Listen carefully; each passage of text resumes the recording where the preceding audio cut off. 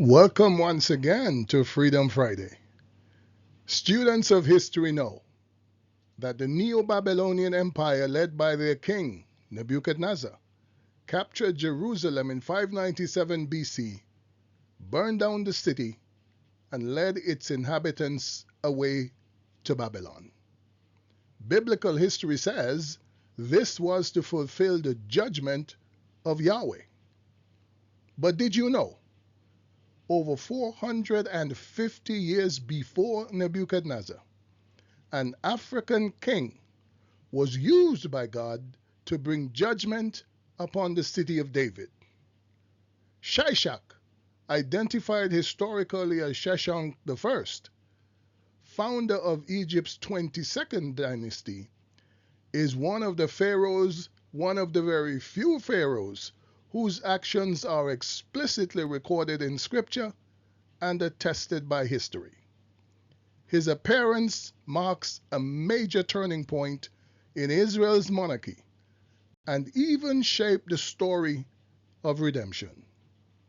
We read about his invasion in 2 Chronicles 14:1 and 2. After Rehoboam's position as king was established and he had become strong, he and all Israel with him abandoned the law of the Lord. Because they had been unfaithful to the Lord, Shishak, king of Egypt, attacked Jerusalem in the 5th year of King Rehoboam. After Solomon's death, the United Kingdom of Israel fractured. Jeroboam, who had once fled to Egypt from Solomon's wrath, had found refuge under the same Shishak's protection.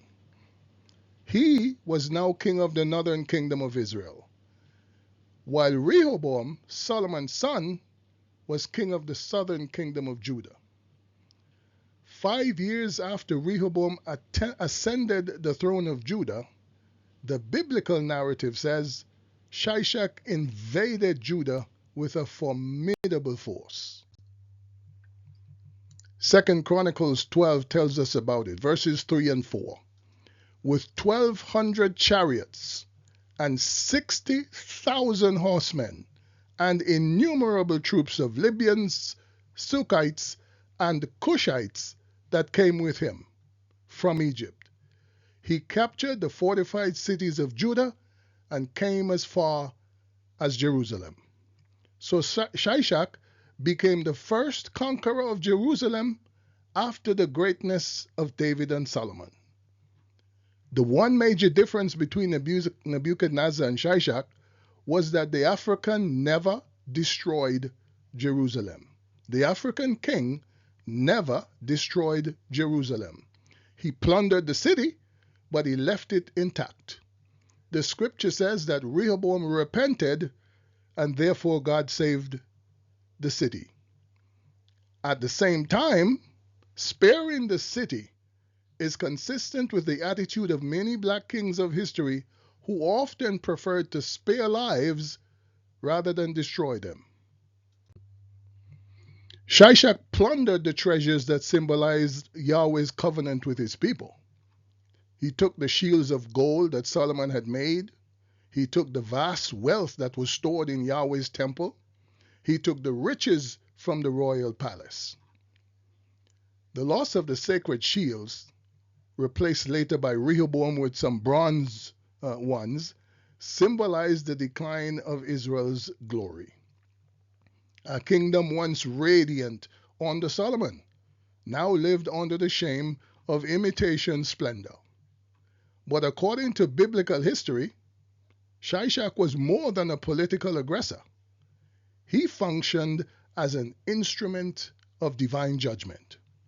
Rehoboam and the leadership of Judah led the people into an orgy of paganism and debauchery, which unleashed Yahweh's judgment in the form of Shishak's invasion. Historically, Shishak, and I hope I can pronounce his whole name correctly right now, Shishak is known as Hegekeperi Setepenre Shishak I, reigning from about 945 to 924 BC. He founded the Libyan 22nd dynasty, a period when foreign-born military commanders rose to power in Egypt. Shishak was not ethnically Egyptian in the classical sense. He came from a Libyan military aristocracy, and they had become deeply integrated into Egypt during the late New Kingdom period. Ethnically, the Libyans were related to the Cushites.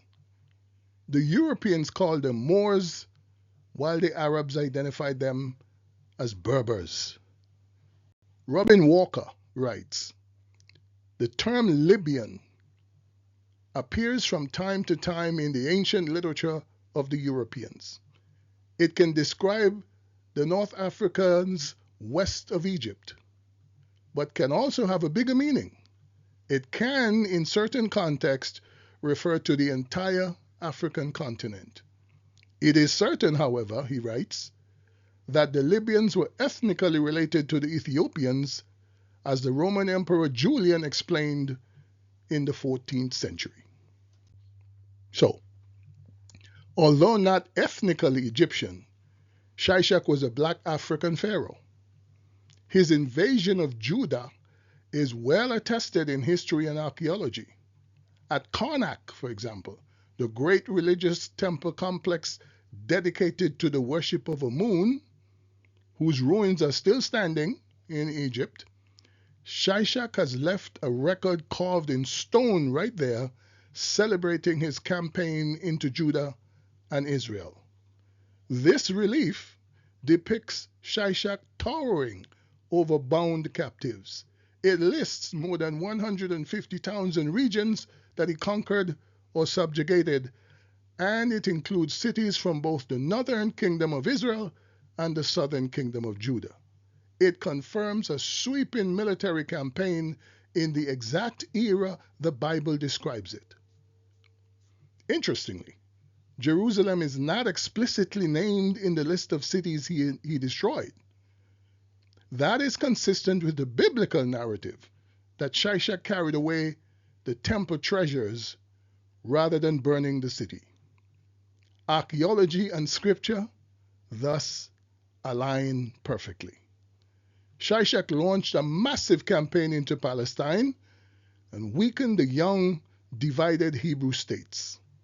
Israel never regained the power and influence it wielded under David and Solomon. But you know, some of this was partly Solomon's own doing. His first wife was an Egyptian princess who was part of the old guard, the old and weakened dynasty in Egypt. They were replaced by Shishak's dynasty. Shishak's dynasty was allied to Jeroboam, Solomon's enemy, and king of the northern kingdom. So, this dynasty turnover set the stage for Jeroboam's return from Egypt to be king, Shishak's invasion of Jerusalem, and the stripping of Solomon's temple treasures and the plunder of Jerusalem. So, the legacy of this African ruler dramatically impacts the fortunes of the chosen people, ending the once powerful dynasty of David and Solomon, and cementing the division that would play a large role in the ultimate overthrow of the Jewish kingdom and create the conditions for the coming Messiah. It is no wonder that he is one of the few pharaohs named in Scripture. And according to the Scripture, it was all orchestrated by Yahweh himself. For our part, we note with profound interest how God brought an Egyptian king to be his instrument of judgment against the people he delivered from Egyptian bondage. Last week, if you remember, we studied another black king, Cushan-Rishathaim, king of Mesopotamia. He was the first king to subdue the Hebrews after they entered Canaan. Now we have an African king who was the first to capture Jerusalem after it became the city of David. Why are we noticing this? Why are these events so important? Well, both Shishak and Cushan Rishathaim were supposed to be members of a people condemned by God to serve the Hebrews and others. Their identity as members of a so-called accursed race made them unfit to take such positions of power and authority. And yet, we have them used by God to do just that. These two biblical counter-narratives should communicate powerfully to people of African descent today that most of what we have been taught as scriptural is built on racist foundations and riddled with half-truths, designed to maintain the cursed race identity imposed upon us by white supremacy. The current focus today on denigrating Africa and its people is simply a continuation of that centuries-long strategy. Nothing new here. Africa and its people must see it for what it is. The 21st century iteration of the same demonic ideological seed whose fruit is an obsession with power for the purpose of domination and exploitation. It lies at the core of Western society, and Africa and its people are the main targets. Christopher Columbus, the great discoverer of the New World, articulated this ideology very well when he saw the colored people, the people of color, occupying the islands he supposedly discovered. After noting how generous, gentle, loving, and without guile they were, he then wrote, "They should be good servants." Later still, he stated, "With 50 men, we could subdue them all and make them do whatever we want." This is the ideological seed I'm referring to here. This is the ideological seed that grew into the slave raids, forced labor, and exploitation that followed. Thank you for joining me on Freedom Friday today. Remember, if you have not done so as yet, hit the like button and subscribe. I appreciate you so much.